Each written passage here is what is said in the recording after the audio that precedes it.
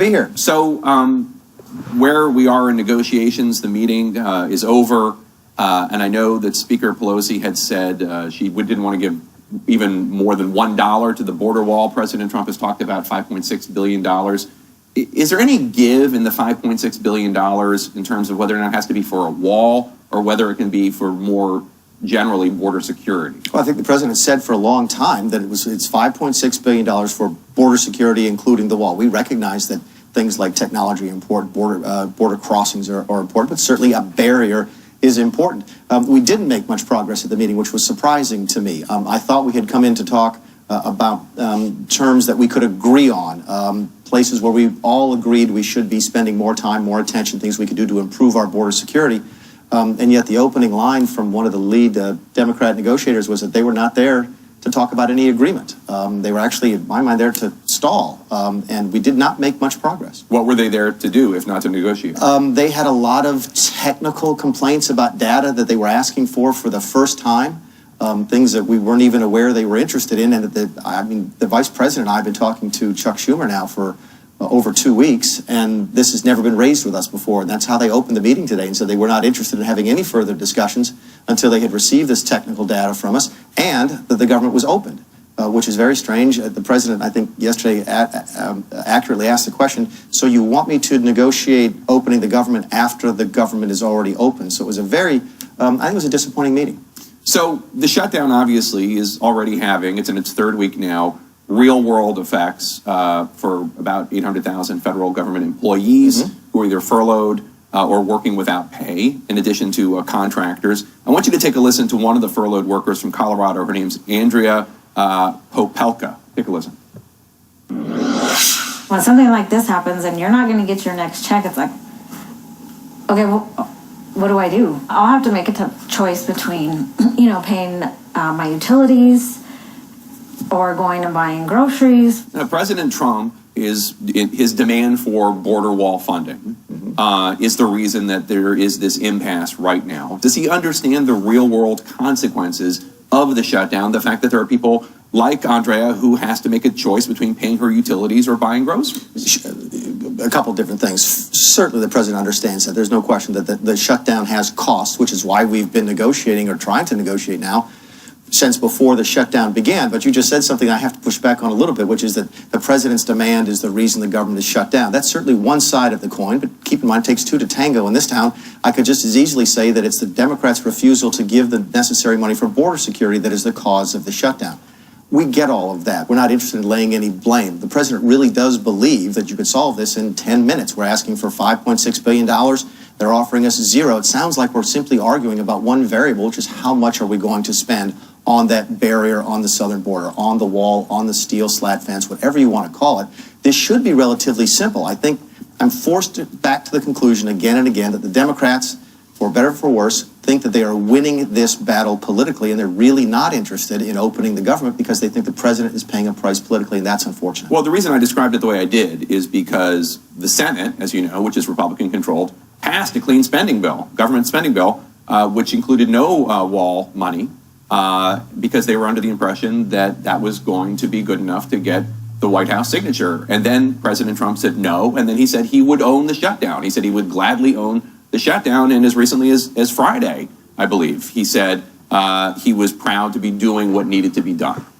He is proud to be doing what is needed to be done, because we do need to defend the southern border. One of the most frustrating things, Jake, about the meeting that we had yesterday was that we can't even agree on the basic facts. The DHS Secretary Kirstjen Nielsen tried to point out that we had arrested 17,000 criminals at the southern border so far, actually just last year, and Nancy Pelosi simply refused to accept that fact. She said, those are your facts. And trying to make the point, there are not your facts and my facts. There are just facts. If you can't even have a basic understanding of the facts, it's going to be very difficult to come to an agreement.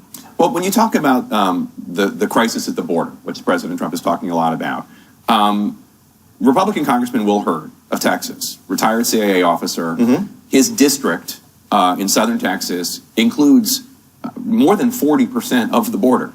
More than 800 miles of it. And he said, quote, building a wall from sea to shining sea would be the most expensive and least effective way to secure the border. True border security demands a flexible, defense-in-depth strategy that includes a mix of personnel, technology, and changing tactics, all of which come at a lower price tag than a border wall. That is a loyal Republican congressman who knows from American security, having been a former CIA officer, and knows the border. And he's saying this wall is not a good use of money. Right, and go back and read his comment, from sea to shining sea. The president has long ago said, look, he recognizes the fact that there are places where technology is actually better than a barrier, but there are places where there is no substitute for a barrier. The barriers we have up now in the high traffic areas are over 90% effective. So where we have built a barrier along the southern border, it's reduced criminal immigration by more than 90%. Yes, there are places out in the mountains in the middle of nowhere technology is actually better and more cost effective, but that doesn't obviate having a wall where you need it, and that's what this battle is all about. That goes back to your original question about the $5.6 billion is for border security, including the wall. Right now, their number, I think, for all border security is $1.3 billion, which is clearly inadequate. That is a status quo number, and if all we have is a status quo, then next year we have the same problems we have this year, which is simply not acceptable to the president. I want to ask you, President Trump, trying to drum up support for the wall, on Friday said that some past U.S. presidents have told him that they should have built a wall along the U.S.-Mexico border previously. Spokespeople for George W. Bush and Bill Clinton said that that wasn't their boss that said that. Neither Barack Obama nor Jimmy Carter have ever endorsed the idea of a border wall. Who exactly was he talking about? My guess is this boils down to some of the semantic difficulties we had with Leader Schumer just yesterday. Okay, Mr. Schumer kept saying, you don't have money for a wall now, you don't have money for a wall now, and we're showing pictures of what we're building on the border with the money that we received last year. It's a very similar style to what the president wants to build in the future. It's the steel, what they call a bollard fence. It's a 30-foot high steel barrier. And our understanding is that that's not a wall in the law. Right now, the law actually limits our use of concrete, for example, on the border, and we're like, that's fine. That's completely fine. So I'm not really sure. You don't know what president it was, though? No, I don't know what the presidents mean when they said they weren't supporting a wall. I know that George Bush was president in 2006 when they signed the Secure Fence Act, which is what we're using right now to build the wall. But which one told him? Which presidents told him? I have no idea. You don't know? So, no, I haven't asked the question. Have not asked the president that question. I want to ask you, President Trump said he's considering using emergency powers to fund and build the border wall. I want to read you what you said as a congressman in 2014 after Barack Obama, then the president, took a series of executive actions on immigration that you opposed. You said, quote, "This country is governed by the rule of law and not the rule of one man. The president's excuse that Congress has not acted is pathetic and insulting. His party had complete and total control of the White House, the Senate, and the House of Representatives for 2 solid years and completely ignored immigration reform." Does that statement not apply to President Trump as well? It absolutely applies. In fact, I think it was a couple of years ago, I think that applies to his action on DACA when I think he actually said publicly he didn't have the right to do what he was doing, but he was doing it anyway. One of the things you learn when you get in the government is that we give the president, who's the chief executive officer of the country, a great deal of latitude over how the government is run.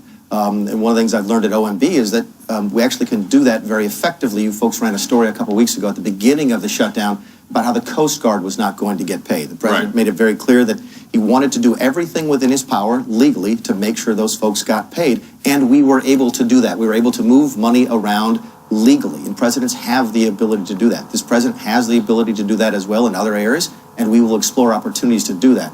I don't think that excuses what President Obama did on the DACA decision several years ago. But do you think that President Trump should use emergency powers to fund the border wall? Presidents have authority to defend the nation. The president has asked every single cabinet secretary and the Office of Management and Budget to go out and find money that can be used legally to guard the southern border, which is exactly what we're going to do. So you would support it if you wanted to do it? I'm actually heavily involved with it and have been working with all of the cabinet secretaries to try and find money that we can legally use to defend the southern border. The president said on Friday that Mexico is going to pay for the wall through the new trade deal USMCA. Take a listen. That is paying for the wall. Many, many times over. In fact, what we save on the USMCA, the new trade deal we have with Mexico and Canada, what we save on that just with Mexico will pay for the wall many times over.